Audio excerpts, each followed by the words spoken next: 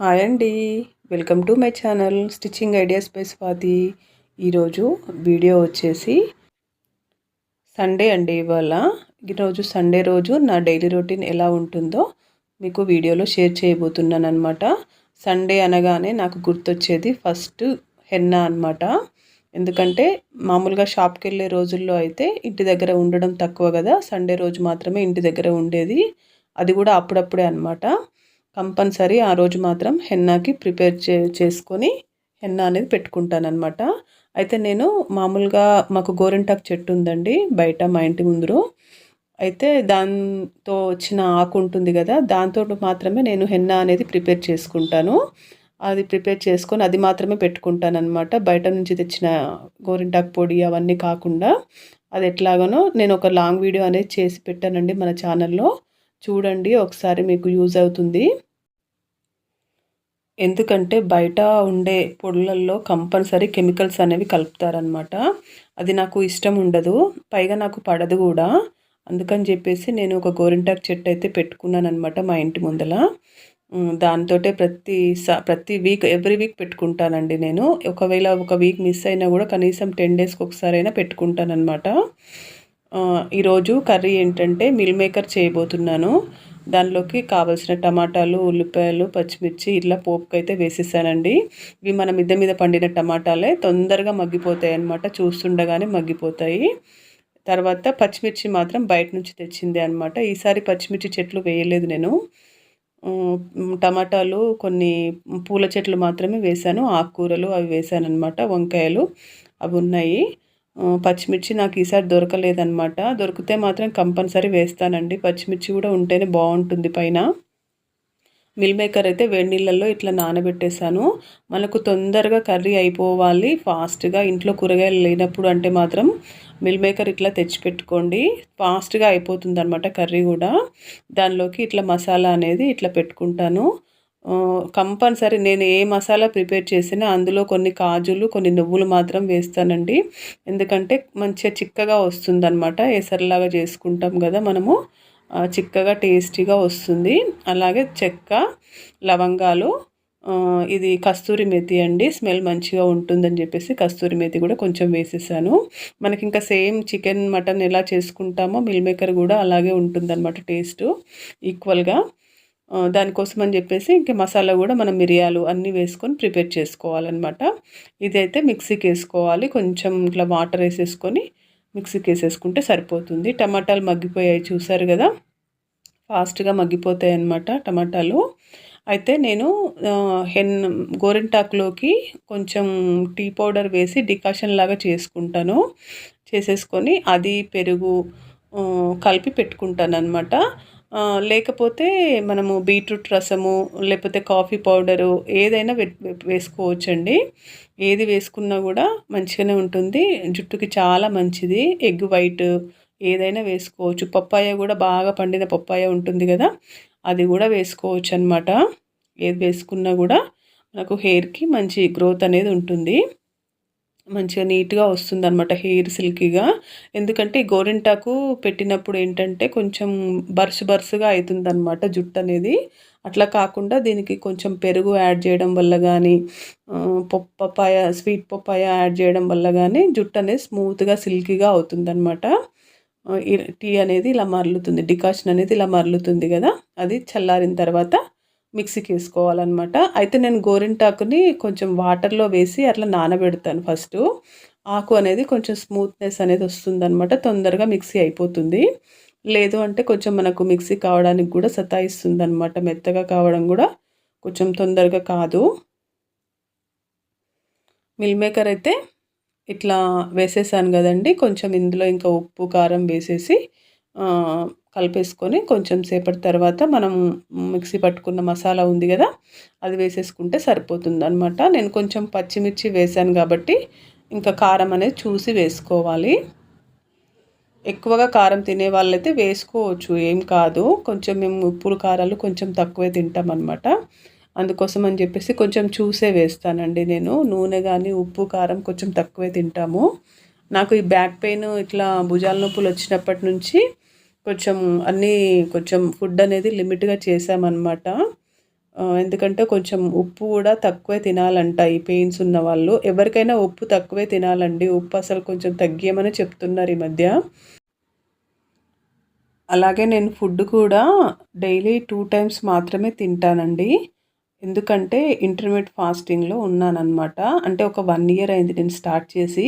నాకైతే చాలా బాగా అనిపిస్తుందండి. ఎందుకంటే మనం ఫిజికల్‌గా చేసే పనులు ఎక్కువగా లేవు కాబట్టి ఫుడ్ కూడా కొంచెం ఇంటేక్ తక్కువ ఉంటేనే బావుంటుందని నాకనిపిచ్చింది. నేను 10 నుంచి 11 మధ్యలో నేను బ్రేక్‌ఫాస్ట్ అనుకోండి, లంచ్ అనుకోండి అది కంప్లీట్ చేసేస్తాను. మార్నింగ్ 10-11 మళ్ళీ ఈవినింగ్ కూడా 5-6 మధ్యలో డిన్నర్ అనేది కంప్లీట్ చేస్తాననమాట. ఆ మధ్యలో వాటర్ మాత్రమే తీసుకుంటాను. ఉంటే ఒక ఫ్రూట్ గనుక తీసుకుంటాను. లేదంటే వాటర్ మాత్రమే తీసుకుంటాను. కానీ ఎక్కడికైనా ఫంక్షన్స్‌కి వెళ్ళినప్పుడు మాత్రం స్కిప్ చేసేస్తాననమాట. మామూలుగా యథావిధిగా వాళ్ళు పెట్టిన టైంకే తింటాను. ఫంక్షన్స్‌కి వెళ్ళినప్పుడు మాత్రం ఇంక చీటింగ్ డే అనుకోండి. ఇంట్లో ఉన్నప్పుడు మాత్రం ఈ విధంగా డైలీ 2 టైమ్స్ మాత్రమే తింటాను.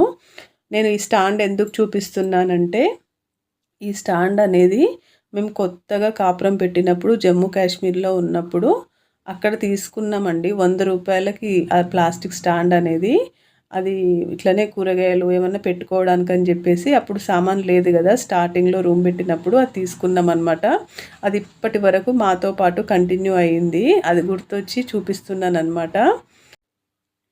ఈ స్టవ్ గూడా ఇప్పుడు నేను వంట చేసే స్టవ్ గూడా నేను 8థ్ క్లాస్‌లో ఉన్నప్పుడు అమ్మ వాళ్ళ తీసుకున్నారనమాట ఈ స్టవ్ అనేది. అయితే ఒక స్టవ్వు 2 సిలిండర్లు కొన్నారనమాట అప్పుడు. అయితే నేను రూమ్ పెట్టినప్పుడు నాకు లేదని చెప్పేసి నేను ఈ స్టవ్ అనేది తెచ్చుకున్నాను. అయితే వాళ్ళకు తర్వాత అట్లా అమ్మ వాళ్ళది ఇట్లా పొయ్యి తీసుకోవద్దని చెప్పేసి పొయ్యి గానీ, రోలు గానీ, చాట గానీ తీసుకోవద్దని చెప్పేసి తర్వాత తెలిసిన వాళ్ళు పెద్దవాళ్ళు చెప్పారు. చెప్తే ఇంకా అప్పుడు ఒక రూ. 1000 డబ్బులిచ్చేసి స్టవ్ మాత్రం అలాగే ఉంచుకున్నానండి. ఎందుకంటే నాకు ఈ స్టవ్ చాలా సెంటిమెంట్.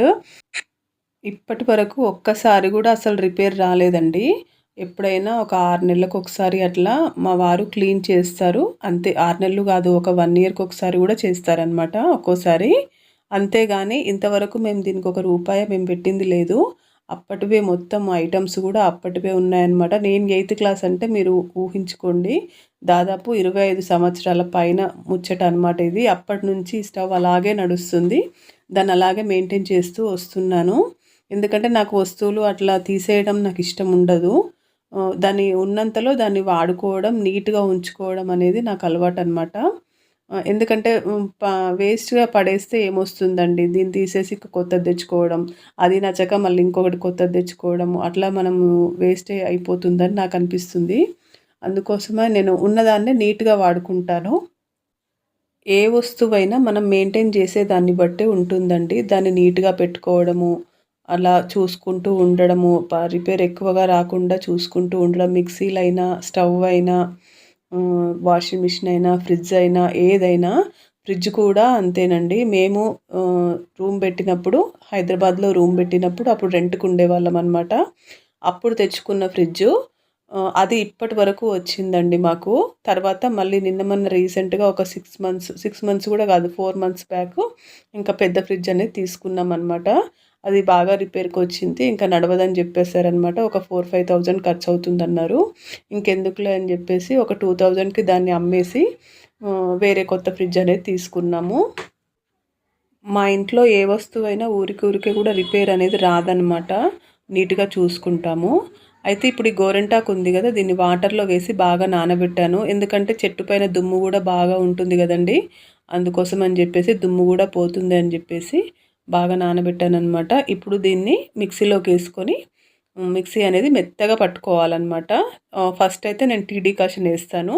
తర్వాత నెక్స్ట్ టైంకి పెరుగు వేస్తాను. ఈ పెరుగు అనేది వేయడం వల్ల చాలా స్మూత్‌గా వస్తుందనమాట. గోరింటాకు మిక్చర్ అనేది స్మూత్‌గా వస్తుంది. జుట్టు గూడా చాలా స్మూత్‌గా అవుతుందనమాట. గోరింటాకు పెట్టినట్టు అసలు అనిపించదనమాట. అంత స్మూత్‌గా వస్తుంది. చూసారు గదా! ఎంత బాగా వస్తుందో. అయితే నేను మొన్న యూట్యూబ్‌లో ఒకటి మూవీ చూశానండి. అయితే అందులో ఆమె జుట్టుకి వెన్న అప్లై చేసుకుందనమాట. అంటే పాత సినిమానే అది. ఆ సినిమాలో జుట్టుకి వెన్న అప్లై చేసుకుంది. అంటే స్మూత్‌నెస్ కోసం అప్పట్లో పాత సినిమా అనమాట చాలా. వెన్న అప్లై చేసుకునేది అనమాట. అంటే ఇప్పుడు మనం పెరుగు యాడ్ చేసుకుంటున్నాం కదండి, ఏదైనా ఇట్లా కలుపుకొని పెట్టుకున్నప్పుడు మెంతులు పెరుగు కానీ, ఇట్లా హెన్నాలో పెరుగు కానీ ఇట్లా యాడ్ చేసుకుంటున్నాం కదా, అట్లనే అనిపించింది అనమాట నాకు. అప్పట్లో కూడా ఇవన్నీ వాడేవాళ్ళు అనమాట అనిపించింది. అంటే ఇప్పుడు ఏదైనా మనం చూస్తుంటే తెలుస్తుంది కదా. ఇలా మొత్తం మిక్స్ చేసుకున్న తర్వాత ఇంకా తలకు మంచిగా పట్టించుకోండి. అంటే ఒకవేళ వైట్ హెయిర్ ఉన్న వాళ్ళు అయితే మాత్రం మనకు వైట్ హెయిర్ ఎక్కడెక్కడైతే ఉందో అక్కడ ఫస్ట్ అప్లై చేసుకోవాలి. నాకు కూడా ముందల సైడ్ మొత్తం వైట్ హెయిర్ ఉందండి. దానికోసం అని చెప్పేసి నేను రెగ్యులర్గా హెన్నా పెట్టుకుంటాను. అక్కడ పెట్టుకున్న తర్వాత మిగతా కండిషనర్ లాగా మిగతా హెయిర్ మొత్తం అప్లై చేసుకోవచ్చు అనమాట. లేదు ఓన్లీ మాకు వైట్ హెయిర్ లేదు, ఓన్లీ కండిషనర్ లాగానే అప్లై చేసుకుంటున్నామంటే మాత్రం మంచిగా స్కాల్ఫ్కి తగిలేటట్టుగా మంచిగా పాపడ్ తీసి మంచిగా అక్కడక్కడ లేయర్స్ లేయర్స్ లాగా అప్లై చేసుకోండి. అట్లయితే మంచిగా స్కాల్ఫ్కి మంచిగా పట్టి మంచిగా గ్రోత్ అనేది మంచిగా ఉంటుందన్నమాట. జుట్టుది చాలా మంచిదన్నమాట ఈ గోరింటాకు అనేది. జుట్టుకి పెట్టుకుంటే చాలా మంచిది. ఇంకా వీలైతే కండిషనర్గా పెట్టుకునే వాళ్ళైతే ఇందులో మందారాకులు, అలోవెరా ఇవన్నీ వేసి కూడా మంచిగా మిక్సీ పట్టి పెట్టుకోవచ్చు అనమాట. చాలా మంచిది హెయిర్కి ఇది. మీరే చూస్తారు ఒక 1 వీక్ 1 వీక్ కాదండి 1 మంత్ 2 మంత్స్ అట్లా రెగ్యులర్గా వాడిన తర్వాత ఆ గ్రోత్ అనేది ఆ డిఫరెన్స్ అనేది మీరే చూస్తారనమాట. హెయిర్ లాస్ కూడా కొంచెం కంట్రోల్ అవుతుంది. నాకైతే కంట్రోల్ అయిందండి. ఇదివరకైతే ఇంకా చాలా ఊసేదనమాట, ఊయడం ఎక్కువగా ఉండే జుట్టు. కానీ ఈ గోరింటాకుతోటి ఇట్లా పెట్టుకున్న తర్వాత నాకు కొంచెం అంటే రాలుతుంది కానీ అప్పుడంత ఎఫెక్టివ్గా కాకుండా కొంచెం తక్కువగా రాలుతుందనమాట. నాకైతే మంచి రిజల్ట్స్నే ఇచ్చింది. అప్పటి నుంచి నేను రెగ్యులర్గా ఇదే వాడుతున్నాను. ఇంకా వేరే ఏది వాడననమాట నేను జుట్టుకి.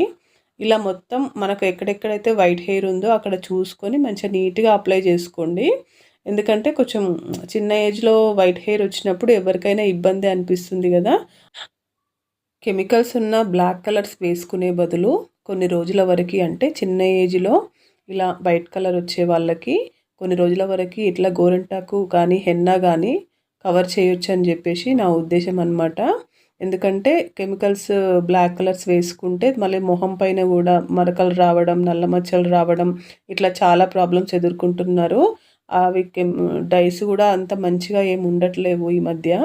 కాకపోతే ఏంటంటే ఇంకా తప్పక వేసుకుంటున్నారు. కానీ కొంచెం ఓపిక చేసుకొని ఇట్లా గోరింటాకు అనేది పెట్టుకుంటే చాలా బాగుంటుందండి. ఎవరేమనుకుంటే మనకేంటి, మన హెల్త్ మనకు ముఖ్యం కదా.